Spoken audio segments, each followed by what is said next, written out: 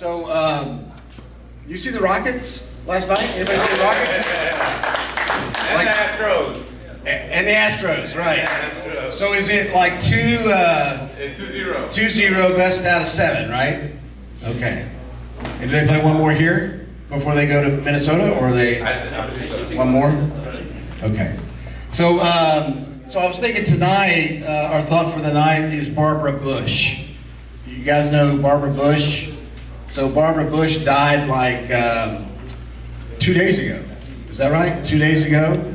And I was thinking about her and the life that she led. And I didn't know a lot of this, but she was I knew she was the wife of a president, and she's also the mother of a president. So she was the wife of George H.W. Bush, the mother of George W. Bush, and there's only one other woman in history with that could make that claim. And anybody know who that is? Kennedy? No. Long time ago. Early. Abigail Adams. I don't know if that means anything to you, but I thought that was kind of cool. She established this, what's called the Barbara Bush Foundation for Family Literacy. And so, given millions of books out, and they have a presence here in Houston, and they're in schools, and they're in the community helping people learn, kids and families learn how to read. She encouraged people to volunteer at homeless shelters.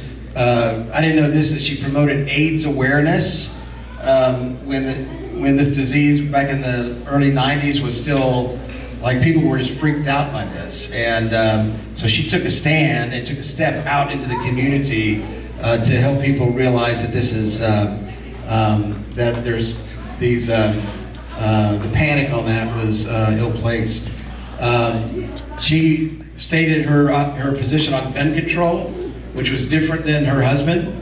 So she took some stand there. She was a board member for Morehouse College, which is a historically black college, and then she helped get the president of the Morehouse College Medical School to lead the Department of Health and Human Services. I didn't know a lot of this, but it struck me that this is a woman that was behind the scenes a lot for most of her life. A husband is a president, a son is a president, but she did a lot behind the scenes to really to make a difference in her community. And this is what she said. There's one of her quotes, which I wanted to throw out to you guys tonight. It's what she said: "If human beings are perceived as potentials rather than problems, as possessing strengths instead of weaknesses, as unlimited rather than dull and unresponsive, then they thrive and grow to their capabilities." I thought, wow, there's so much in how we, so much about how we see one another, right? How we perceive each other, to be able to see each other rather than just as, or people in the community as a problem, but see people's potential. And I thought, what would it be like to live like that?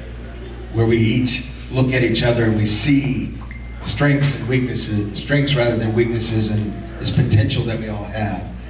So thought for the night, just based on some of her life, I thought, well, let's continue to be a community of kinship, where we know that we belong to each other and we see each other's potential, and we call out each other's strengths rather than focusing on each other's weaknesses, and that we encourage one another to thrive and grow in this divine dignity that each and every one of us is created with, to see each other like that. Be a light for each other and for this community that we live in. This is just a quick verse from Psalm 8. This is what the psalmist says about divine dignity, talking to God. "You have made us just a little lower than the angels, and you have crowned us with glory and honor. You made us rulers over the works of your hands, and you put everything under our feet." I mean, to think of yourself as just a little lower than the angels, dude, that's pretty special. I mean, you're crowned with dignity and honor and glory. We're all crowned that way. Let's think about living with that reality in our lives. Okay? All right, that's it for tonight.